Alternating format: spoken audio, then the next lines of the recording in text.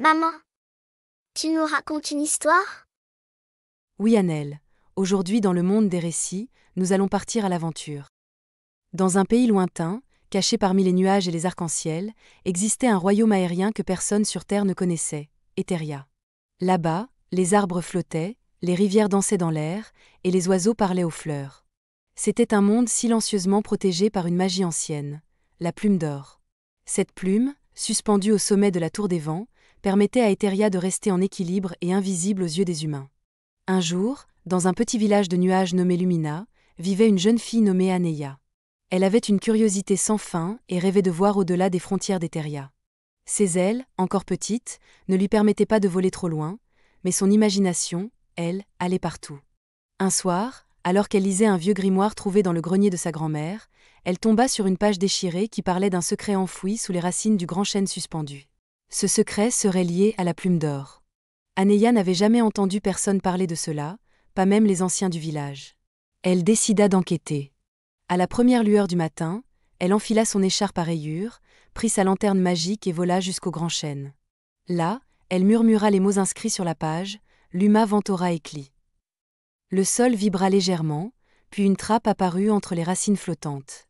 Aneia entra, découvrant un long tunnel fait de cristal et de brume. À l'intérieur, elle rencontra une créature étrange, un faucon à 3 yeux nommé Kirio. Il lui expliqua qu'il était le gardien d'une vérité oubliée. La plume d'or, dit-il, n'était pas simplement un artefact magique, mais une plume arrachée à l'oiseau originel, le tout premier être magique d'Etheria. Cette plume contenait les souvenirs et la vie même du royaume. Mais il y avait un problème. La plume s'affaiblissait, et si elle perdait tout son éclat, Etheria tomberait du ciel. Pourquoi? Demanda Anaya. Parce qu'un être l'a volée et remplacée par une fausse, répondit Kirio. Seule une âme pure peut retrouver la vraie plume. Anaya sentit son coeur se serrer. Elle n'était qu'une simple fille de nuages. Comment pourrait-elle accomplir une telle mission? Tu possèdes la lumière, dit Kirio en fixant ses yeux brillants sur elle. Tu peux voir ce que les autres ne voient pas. Il lui offrit un pendentif en forme de goutte de pluie qui brillait doucement. Il contenait un éclat de mémoire du véritable oiseau originel.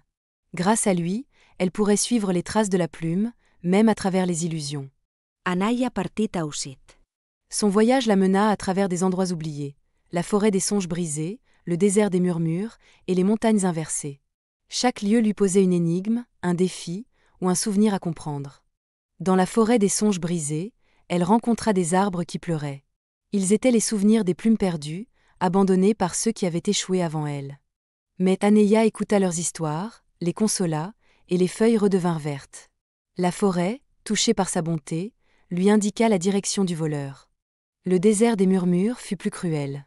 Il répétait à Aneia ses peurs, « Tu n'es pas assez forte, tu vas échouer, tu es seule. » Mais la jeune fille chanta une chanson que sa grand-mère lui avait apprise. Une chanson douce qui parlait d'espoir et de courage. Le vent du désert changea de ton, et au lieu de murmures sombres, il chanta avec elle. Enfin, les montagnes inversées, où le ciel était en bas et le sol en haut. Aneia faillit tomber plusieurs fois, mais elle finit par comprendre qu'il fallait penser à l'envers, se fier à ses émotions plutôt qu'à ses yeux. Elle marcha sur les nuages solides et sauta sur les étoiles flottantes, jusqu'à atteindre une grotte brillante. Là, dans un trône de glace, se tenait le voleur, un ancien gardien d'Etheria, défiguré par la jalousie. Il s'appelait Solmar. Il avait gardé la plume vraie par envie de pouvoir.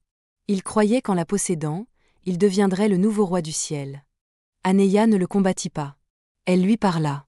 Elle lui rappela ce qu'il avait été, un protecteur, un frère des oiseaux, un artisan du vent. Solmar pleura. Pour la première fois en 1000 ans, il se vit dans les yeux de quelqu'un d'innocent.